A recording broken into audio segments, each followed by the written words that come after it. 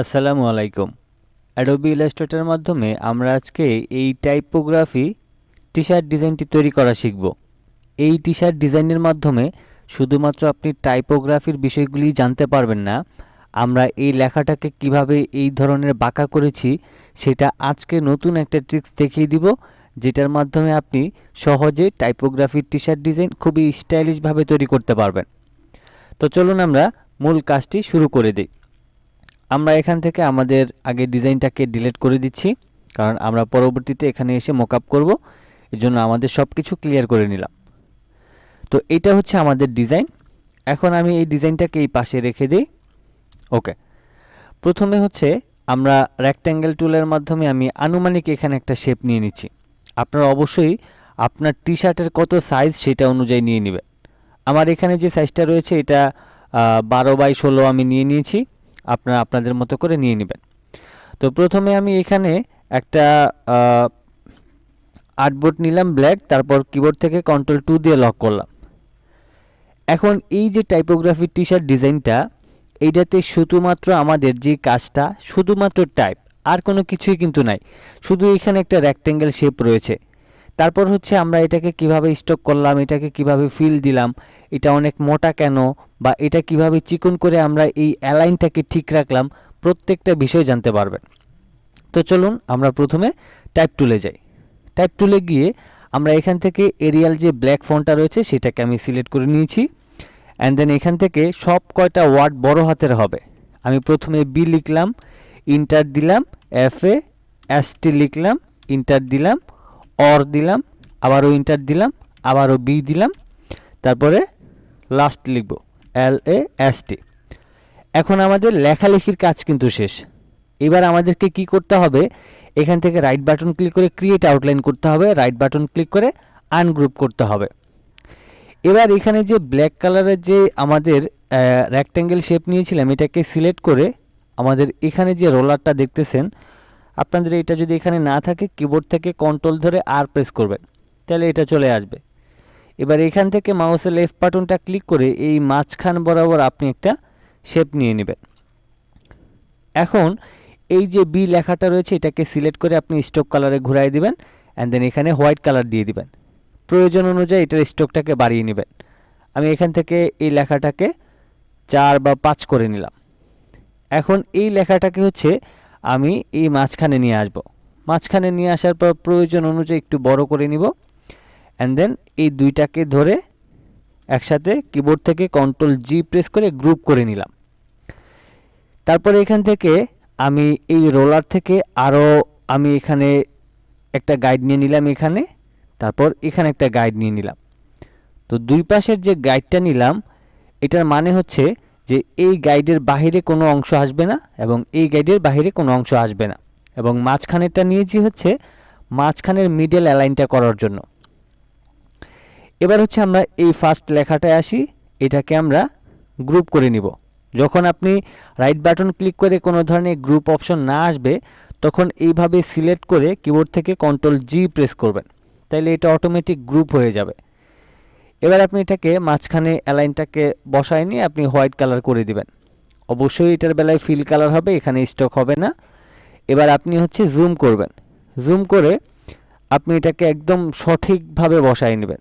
আমি এটাকে আরেকটু এই পাশটাতে নিয়ে আসি এবং এটাকে কিছুটা উপরের দিকে তুলে দিই। তো এইখানে হচ্ছে এই যে আমরা একটা লেখার থেকে যে আরেকটা লেখা যে গ্যাপ রাখতেছি, এটা কিন্তু প্রত্যেকটা লাইনের ক্ষেত্রে আমাদের মেনটেন করতে হবে। এই জিনিসটা আপনাদের অবশ্যই মাথায় রাখতে হবে। এবার আমি এই অর লেখাটাকে এখান থেকে সিলেক্ট করে কিবোর্ড থেকে Ctrl+G প্রেস করে আমি এটাকে হোয়াইট কালার দিয়ে দিলাম। ফিল কালার থাকবে, এটা স্ট্রোক কালারের দরকার নেই। অ্যান্ড দেন রেক্ট্যাঙ্গেল টুলে যাব, আমি এই অংশটাকে জুম করব। তারপর এখান থেকে মাউসের লেফট বাটনটা ক্লিক করে আমি এইভাবে করে একটা শেপ নিয়ে নিব এবং এটাতে আমি রেড কালার দিয়ে দিব। এখন প্রথমেই বলেছিলাম এখান থেকে এইটার যে গ্যাপটা রেখেছি, এখান থেকে এখানের গ্যাপটাও যাতে সেই রকমটা থাকে, তো তাই সে অনুযায়ী আমি এটাকে একটু নিচে নামাই নিলাম। অ্যান্ড দেন এই অর লেখাটাকে ধরে আমি একদম মাঝখানে নিয়ে আসবো অ্যালাইনটাকে ঠিক করে, তারপর অল্টার শিফট ধরে ছোট করে রাইট বাটন ক্লিক করে অ্যারেঞ্জ থেকে ব্রিং টু ফ্রন্ট করে দিব। তাইলে এই লেখাটা উপরের দিকে চলে আসবে। এবার হচ্ছে আবারও এখানে যে বি লেখাটা রয়েছে এটাকে আমি স্ট্রোক দিয়ে আমি হোয়াইট কালার করে দিয়ে আমি স্ট্রোকে 5 দিয়ে দিব। যেহেতু আগেরটায় 5 দিয়েছিলাম, এখনকারটা আমি 5 দিয়ে এটাকে যে কোনো এক পাশ থেকে আমি অ্যালাইনটা করে নিব। আমি এইভাবে করে আমি এটাকে সিলেক্ট করে নিয়ে দুইটাকে একসাথে সিলেক্ট করে কন্ট্রোল জি দিয়ে গ্রুপ করলাম। তারপর এইভাবে করে টেনে আমি এটাকে বড় করে নিব। এবার আমি একটু জুম করে নিলাম, তারপর অ্যালাইনটা ঠিক করে আমি এটাকে বসায় নিলাম।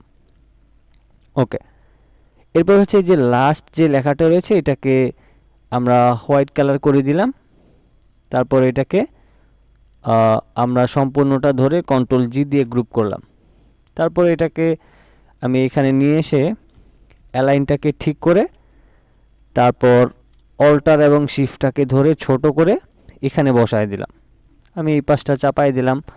তারপর ধরেন এটাকে সামান্য পরিমাণ একটু বড় করে দিলাম।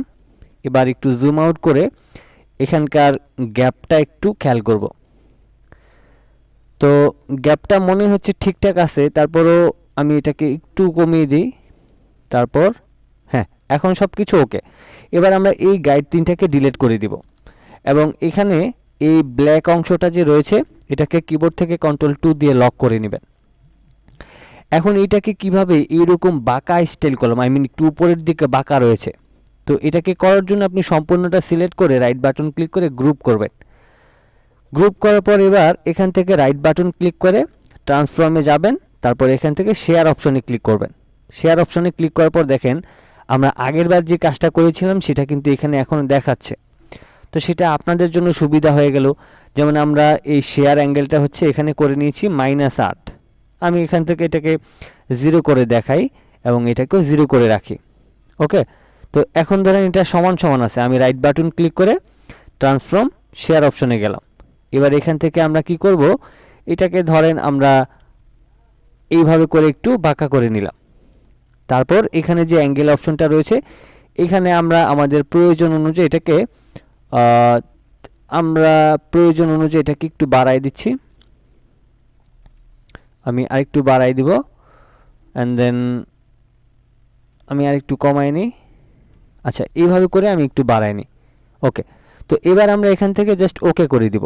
তো দেখেন এখন কিন্তু লেখাটা একদমই বাঁকা হয়ে গেল, তাই না? এবার আপনি আপনার পজিশন অনুযায়ী এটাকে উপরে নিচে একটু করে বসায় নেন অ্যান্ড দেন ফাইনালি আমাদের টাইপোগ্রাফি টি শার্ট ডিজাইনটা কিন্তু তৈরি হয়ে গেল। এখন এটাকে আমরা কিভাবে মকআপ করব? তো মকআপ করার জন্য আমাদেরকে যেতে হবে ফটোশপে গিয়ে ফাইল থেকে ওপেন অপশনে যাবেন। তারপর অবশ্যই এখন যে মকআপগুলি ব্যবহার করব এই মকআপগুলি আপনাদেরকে অলরেডি দিয়ে দেওয়া হয়েছে আমার একটা ভিডিওতে, যেখান থেকে আমার ব্যবহার করা প্রিমিয়াম 5টা মকআপ আপনারা ডাউনলোড করতে পারবেন সেই ভিডিওটা দেখে নিলে। ওকে, তো এবার আমার এটা আগে থেকে সেভ করা ছিল। আমি এখান থেকে এই যে প্লেস ডিজাইন হেয়ার এখানে মাউসের লেফট বাটনটা ডাবল ক্লিক করব। ডাবল ক্লিক করার পর আমি অ্যাডোবি ইলাস্ট্রেটরে যাব এবং এখান থেকে আমার এই ডিজাইনটাকে মাউসের লেফট বাটনটাকে ক্লিক করে ফটোশপের এখানে এনে ছেড়ে দিব। তো ছেড়ে দেওয়ার পর হচ্ছে আমি এটাকে একটু ছোট করে নিই অ্যান্ড দেন হালকা একটু উপরের দিকে তুলে নিই। ওকে, এবার এখান থেকে টিক মার্কে ক্লিক করে আগের লোগোটার চোখটা বন্ধ করে দিলাম। এবার কিবোর্ড থেকে কন্ট্রোল এস প্রেস করব। কন্ট্রোল এস প্রেস করার পর আমরা এখানে কিছুক্ষণ অপেক্ষা করব। এরকম একটা এরর আসতে পারে, কোনো ব্যাপার না। আপনি ওকে করে দিয়ে এই ট্যাবে ফিরে আসলে আপনার ডিজাইনটা এখানে সহজেই দেখতে পারবেন। এখানে আরেকটা কথা বলে রাখি, এটাকে এইভাবে সিলেক্ট থাকা অবস্থায় দেখে আবার এখান থেকে বড় করতে যাবেন না। এটা কিন্তু এখান থেকে বড় হবে না এবং আপনারা এই পাশ থেকে এটাকে অল্টার ধরে এইভাবে করেও বড় করতে যাবেন না। যাই হোক, তো এই ছিল হচ্ছে আমাদের আজকের ভিডিওটা। তো আমাদের আজকের টি শার্ট ডিজাইনটা কেমন লাগলো এবং ডিজাইনটা কেমন লাগতেছে সেটা অবশ্যই কমেন্ট বক্সে জানাবেন এবং টি শার্ট ডিজাইনের আরও ভিডিও কন্টিনিউ করব কিনা সেটা অবশ্যই কমেন্ট বক্সে জানাবেন।